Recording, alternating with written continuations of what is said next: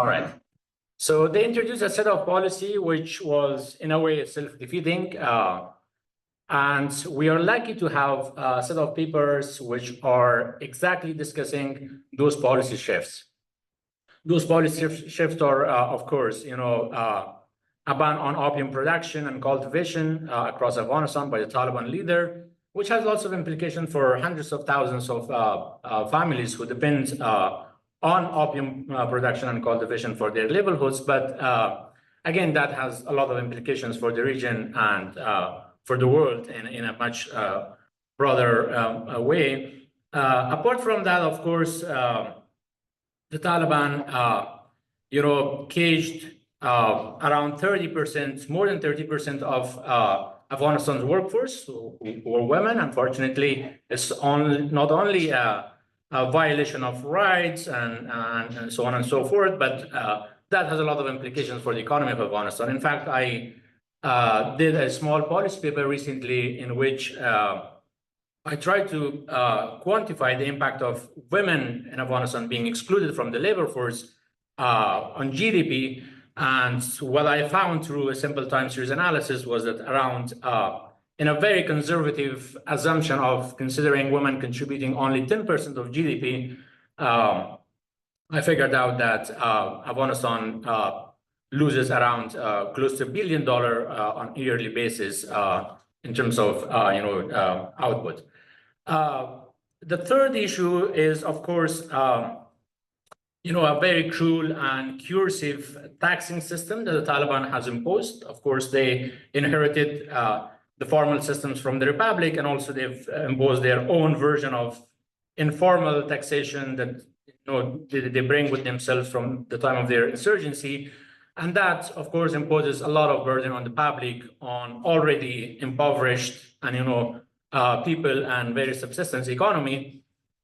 So the papers that we have are digging deeper in these issues and hopefully much more. So without further ado, I'm going to start. And the order that I will follow is the way I have our panelists on the agenda. So I have Dr. Siraj first. So can we go with you, Dr. Siraj? And could you please introduce yourself briefly before you start your presentation? Thank you so much.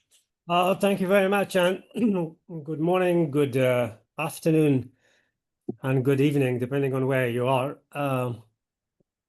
To introduce, yes, my name is Sarajuddin Isar. I am a research fellow at the Center for International Conflict Analysis and Management at Radboud University in Nijmegen in the Netherlands. It's a postdoctoral fellowship. So my background is more on the political economy of development in particular.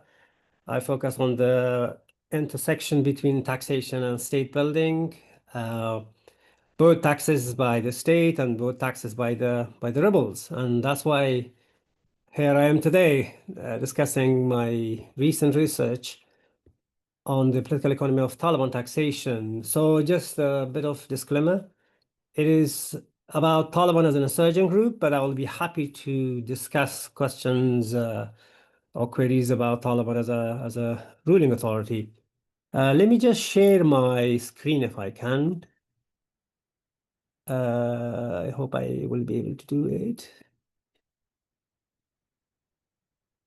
Can you see my screen?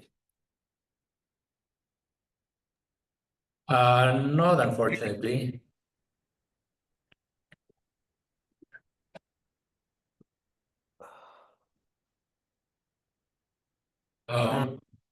It says it's shared. Yes, we can see it now. You can see it now. Okay. Yes, perfect. Okay. You need to fix the audio.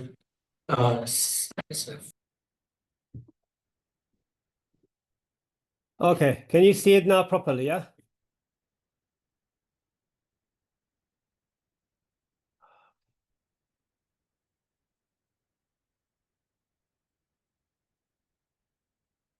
Okay.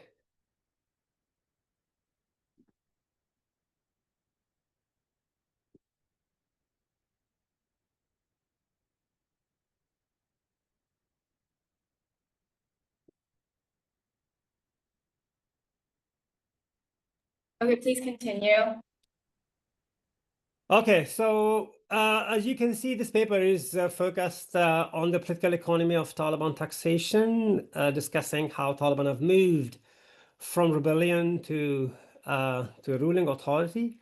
This is basically a co-authorship that I work with my colleague Rami Malajak at the Radboud University.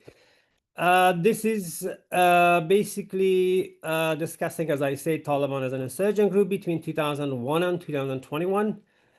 So what I'm going to be talking today, so I will begin with my research questions. So what are the basic underlying factors behind rebel taxation? My second question is what explains shifts in rebel taxation or rebel taxation practices? And then what are the implications of rebel taxation for conflict and state building or state breaking? So the research method, this is basically a single case study only focused on Afghanistan. It's a longitudinal study of Taliban taxation, so bringing the discussion for 20 years. We have a very ambitious data collection plan. Just for your information, we are at the very baby steps of the paper. That's why I could not share a paper to my colleagues for the discussion. So apologies for that, but I promise that I will soon share when the draft is ready. So this is also just a little bit of background. This is a paper funded by a Swedish organization called FBA, Folk Bernadette Academy. What we are planning for this as part of our method, basically we would conduct interviews in different countries. So we identified 5-6 categories of the people that we would basically interview. That includes officials, former officials from the ACD, what we call them Afghanistan Customs Department, the ARD, Afghanistan's Revenue Department, and then of course officials from the Ministry of Finance, other officials, central bank officials. Particularly, there's a department called FIU, Financial Intelligence Unit. That department was very much involved in tracing terrorist financing, terrorist funding, and of course Ministry of Finance and other entities. We also include members of the Taliban Economic Commission. So in addition to the primary data, we will also look into the secondary data. We will look into all of the annual reports produced by UNODC. We also look into the confidential reports that was produced by the Ministry of Finance, as well as by the Financial Intelligence Unit. The countries that we specified are UK, US, UAE, Turkey, Qatar, and Pakistan, in addition to Afghanistan, of course. The reason we chose these countries is because we have identified a majority of the former Afghan officials that have left Afghanistan following the Taliban's takeover of mid-August 2021. We already conducted 2 rounds of field visits. My colleague went to Turkey a couple of months ago. I was in the US, in Virginia, just last month. I was shocked that I saw a small Ministry of Finance in Virginia, which was very promising. And we also look into what we call them propaganda material, and that is basically material that was published by the Taliban. There are a few magazines that we already look at: Morchal, Haqiqat, Shahamat, and of course others. So why do rebels tax? So the existing literature talk about different reasons and factors for a rebel group to tax. First and most of all is the economic power. So taxation will give the rebels economic power. It will provide them with resources that is very necessary for them to run the war, the conflict. So they need money. There is a good article, actually there is a good argument between greed and grievance by Collier a long time ago, that all the conflict of rebels are because of their greed as opposed to grievances. And then that is being challenged now as they say, well, it's not just the economic power or the greed. They're also fighting because there is an ideological reasons for that. And because of that ideology, Taliban need money. Sorry, the rebels need money. And if we call them the normative the normative foundation for taxation. So the God has commanded to pay taxes. So financing jihad is actually as an ideological norm. And then there is also other reasons, the governance, the rebels offer services. So they offer services in exchange for provision of services. They require their constituencies to pay them. And that's why I call them the performative foundation of taxation, or the performative basis for rebel governance. Rebel governance and rebel taxation or rebel finance are basically a subfield of rebel governance. And then there is also the two other elements, which we call them the social control. So taxation generates the need for creating or generating information about population that they are in control of. So this will allow them to know who is going to move in different particular areas. So that is more important. And also there's the territorial elements as well. And then they tax because they need to, they mimic the state, and they build the kind of institutions that is important for them to survive. So the taxation enables them to kind of establish state-like of institution that improve their organizational capacity. So just to move on to some of the key findings. So based on our preliminary finding, as I said before, so Taliban have shifted their taxation from 2014 afterwards. So what happened before 2014, the kind of taxation that the Taliban pursued was so much of a ad hoc type of taxes, and it was very much morally based type of taxation. They would mainly collect Islamic taxes such as zakat. We would call them the wealth taxes. It was like a 2.5% of the people's assets to the very vulnerable. That is how the foundation works. But then they also tax the agricultural lands, 10%. 10% of the agricultural produce of the farmers would have to be taken, or would have to be given from the farmers to the Taliban. And then obviously they needed the money to finance their war. And as I said, it was a kind of non-systematic, irregular, more of a ad hoc type of taxation.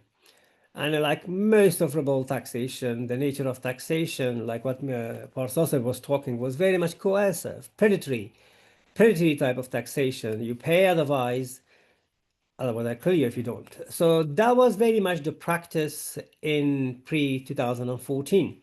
But things have changed basically after 2014, and there was a big shift from what we call from a morally grounded type of taxation to more of a performative based type of taxation in post-2014. And why is this? It is because after 2014 there was a big shift in the role of the international community and international forces in particular. So the departure of the international forces kind of weakened the moral ideological foundation of taxation that was there. So as they were leaving, so it was becoming weakened, that because they are leaving, so why should we pay you? Because that jihad is getting its value less important as compared to pre-2014.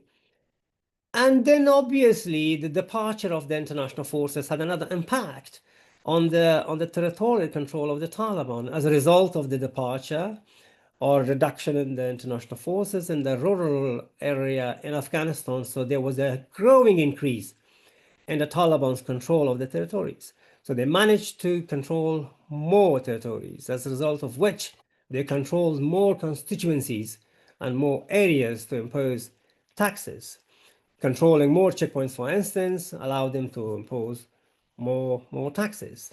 I have discussed this in a paper on checkpoint taxation with more details. And then, but more important than the territorial control, it was also the social control. What I mean by social control, so Taliban did understand that what was going on in every corner of the places, even though they did not control the whole of the country, but they still had information. So how could the information would move on to them? It was because of we call them Sutun Panjumi in Afghanistan. This was a very famous term being used a lot. So there were people, sympathizers of the Taliban, people who were not happy with the government, and then they have like spies and informants in almost every administration of the Afghan government, and particularly in the customs department. So information was shared to them. Interestingly, one of my interviews in DC a couple of 3 weeks ago told me that in Laghman province, for instance, the Taliban came to his house asking his father that you have to pay them that much of money. And the father was saying, why should I pay that much of money? He said, because we know you've got that number of children, and I know your children are working in this department, in this organization, and making that much of money. See, that kind of information was helping Taliban to expand, not only territorially, but also socially. But also the other important element was the constraint. When there was there was a lot of international pressures for the Taliban as they left. So that kind of international pressure was no longer available. So they could freely move on in every corner that they wanted to go. And then that allowed them to kind of, like for instance, Kunduz province was taken 2 times in pre-2000. I think it was taken 2 times because of the constraint. Then they got it back from them. But later, after 2014, that constraint was left out, as a result of which Taliban continued to expand territorially. So in addition to these factors that I just talked about, so as the Taliban continued to practice taxation, they also learned how to tax more, and then obviously new opportunities were also coming to them. So taxation, for instance, taxing usher was only restricted to civilian, right? And it would not be kind of implemented on taxing the businesses. So as a result of the growth of the businesses, so Taliban was able to not only tax the lands and agriculture, but also tax businesses, NGOs, international contract projects, and all of them. And then the people were also very tired of the kind of rampant corruption and poor governance that the government was offering. So the poor governance services and the endemic type of corruption that was there, it's kind of led people to be shifting their sympathy and reliance more on the Taliban as opposed to the government. So it has weakened government position, where by contrast it has strengthened the Taliban's position. And then also the weak security provision by the government was very weak, and it was, as I said, after 2014, as the international forces left, there was a huge dependence of the Afghan forces on the international forces as a result of this. So they could not kind of manage the kind of security that was supported by the international forces, like the air support, the logistical support. Like most of the technology after 2014 was taken away as the international forces left. So that left most of these Afghan security checkpoints very vulnerable to attacks by the Taliban. So, when the absence of security kind of allowed for Taliban to provide more security themselves. So that's why I argue the protection fees that they were imposing. But what I argue here is a quasi-social contract. Taliban kind of created a mechanism of protecting opium cultivation lands against the potential attacks by the eradication team of the Afghan government as well as the international community. And as they, for instance, if there was someone attacking on any agricultural land where opium was cultivated, then a local farmer will give a call to the Talib commanders, and Talib commanders will come with a few forces and they will do the fight. So that kind of tendency or that kind of reliance on security provision to the Taliban, as opposed to the government at local level, weaken the government position, but they strengthen the Taliban's position in terms of taxing more. That's why they taxed the drug economy massively, and it contributed like $500 million. These figures are a little bit contested, but some argue there was around $500 million of revenue generated by just drug taxation only. And then, of course, as I said, then they enhanced their capacity.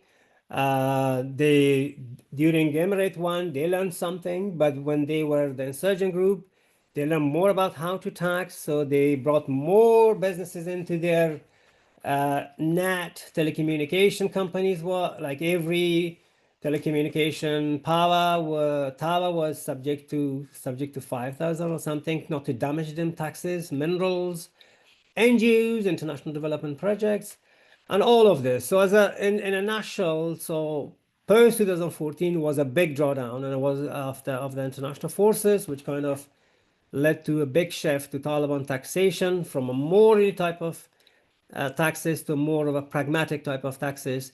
And then eventually, the Taliban were managed to take more territories after 2014. They kind of managed to take over customs one after the other, and following the Doha talks, and of course the international elements, and the peace agreement had another elements, but more importantly, that the revenue that the Taliban have generated helped them to, not as the only factor, but as one of the many factors for them to take over the government. And I think that is pretty much of what I wanted to talk.